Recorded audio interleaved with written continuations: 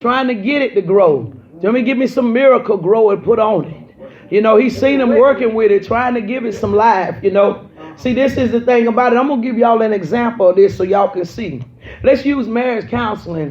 Marriage counseling is when the pastor come in as a dresser trying to help you. See, the pastor don't come in, the pastor trying to talk to you, trying to tell you about the stuff. Okay, now look at him now. You know, the pastor trying to work with it. But the big man, you know, he coming, he looking, he checking, but pastor trying to work with it because pastor trying to tell y'all how to get this stuff. Okay, now come on, I got this miracle grow over here, and we're going to come on, we fix this over here right, this right here can work now. And Jesus coming and he looking, he peeping in their head and saying, first year, come back second year.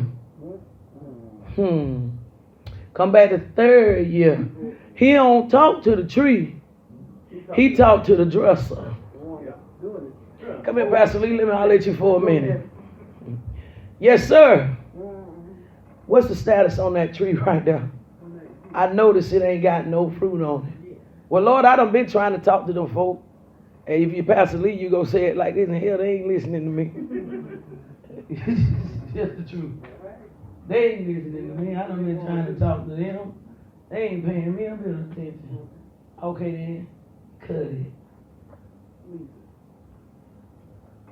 Cut it. Cut it. Well, if you are emotionally attached,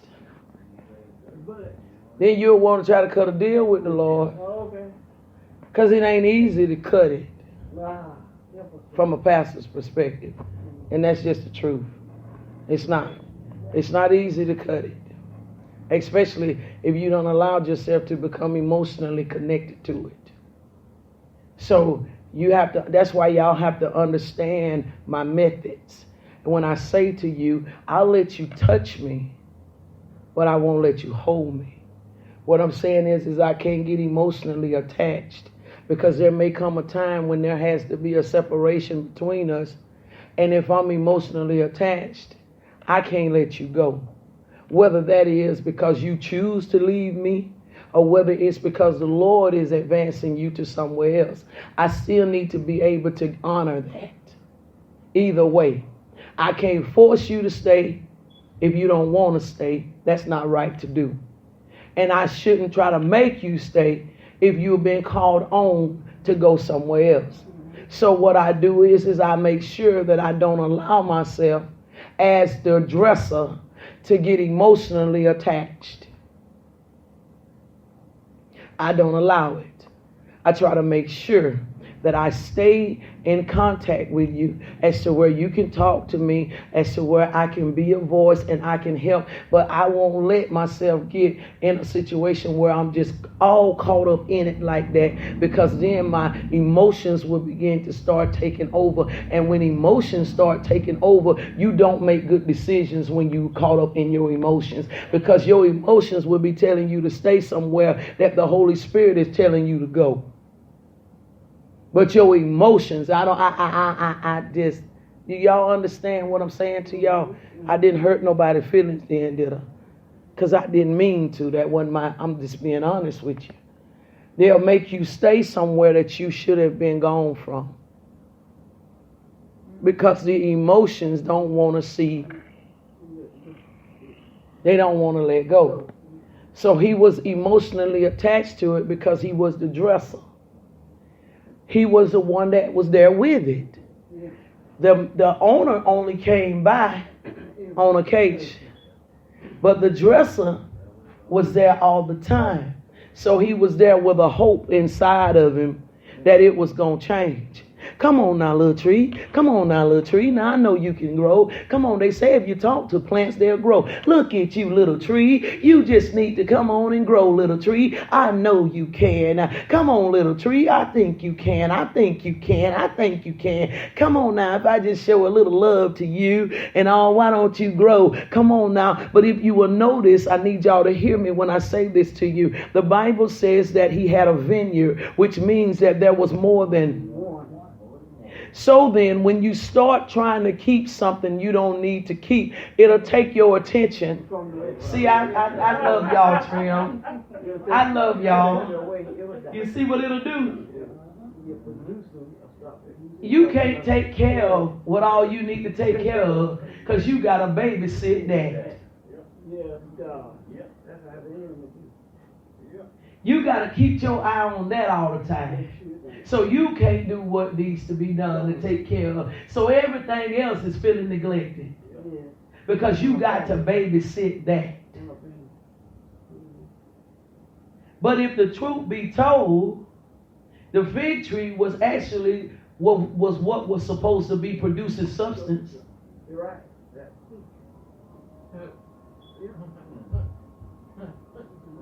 You heard it, didn't you? So why you got to take care of something that's supposed to be taken care of? Huh? The fig tree is what you can live off of. But why you got to stay there and babysit, pump and prime it, when it's supposed to be the substance? Because you're emotionally attached to it. So I don't allow myself to get emotionally attached. Because if you do, you're not going to make smart decisions. All of your decisions will be based off of that emotion. And the first emotion that you're going to deal with is the refusal to let go. That's going to be the first emotion.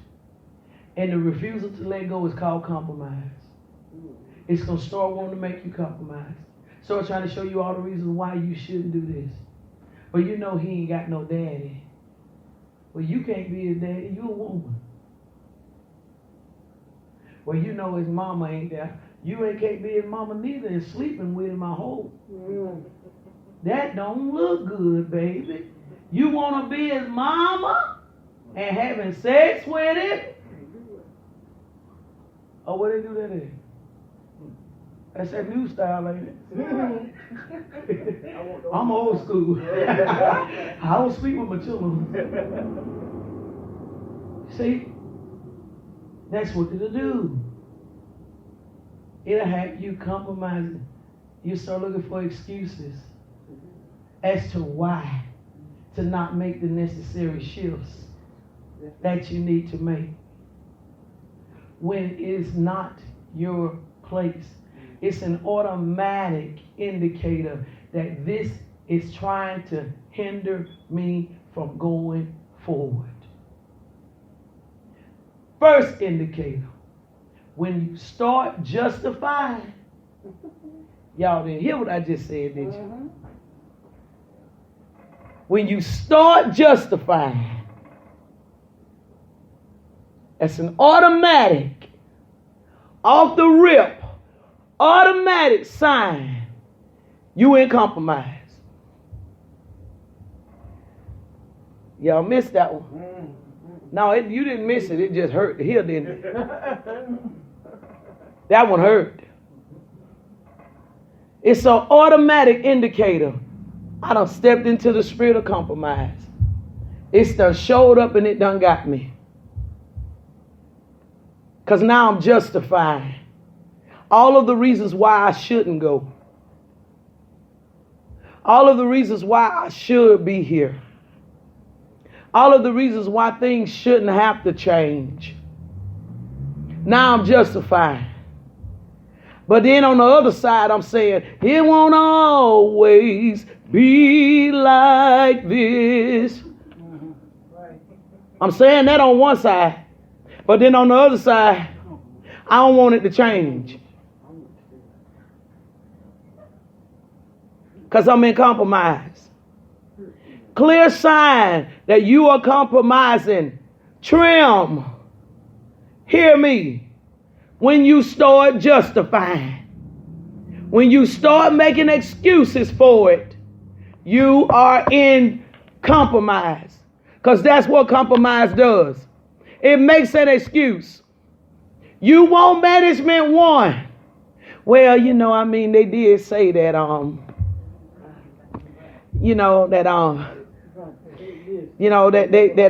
I really, wasn't ready for management one. So they said if I just do management 2, that in a couple more years they'll consider me for management 1. Food. They got you. They just got you. You just got yourself too. Because do you not understand what God will do? Mm-hmm. So I'm talking last night on the phone. Prophetess Janet German called me. So I throw the situation out to her. I said, I just have this one thing. This one thing.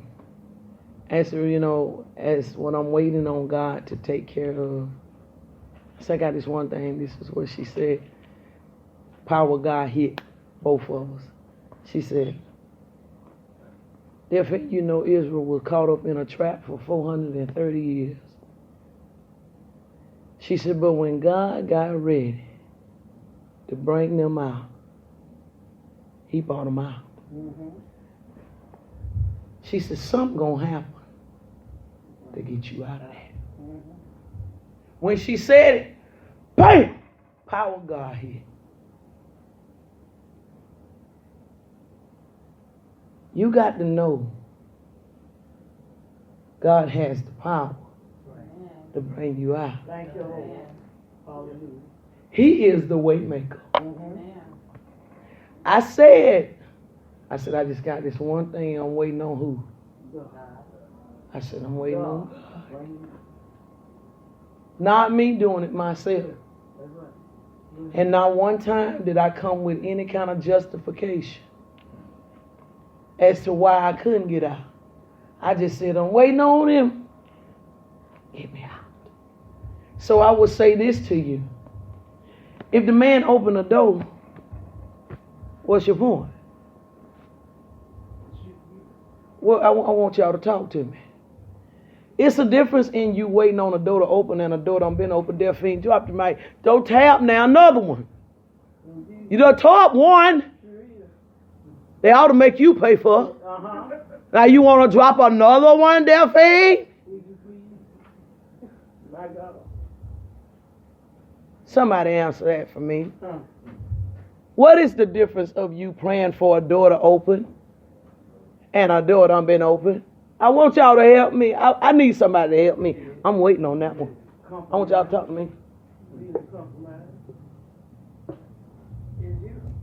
Ain't that two different things? Mm-hmm. It's one thing to sit and wait on God to open a door. But it's another thing for it to be open and you won't go. I need an answer. Y'all be acting like y'all be scared to talk. You just like the dresser. The man dressing, you emotionally tired. You won't leave.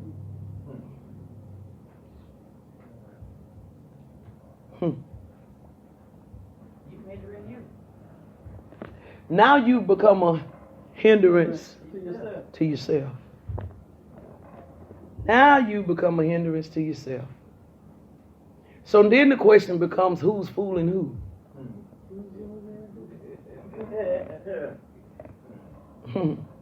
Who's fooling who? Next point.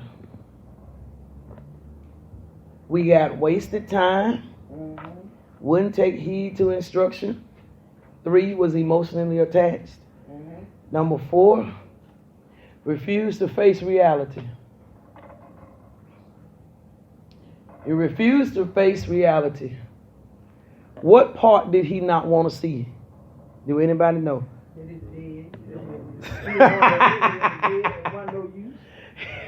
He didn't want to see it, did he? Man said he ain't did nothing in 3 years. Just can't let go. Yeah. Just can't let go. No. Yes, Lord, the blues. Ever tried to hold something that wasn't even there?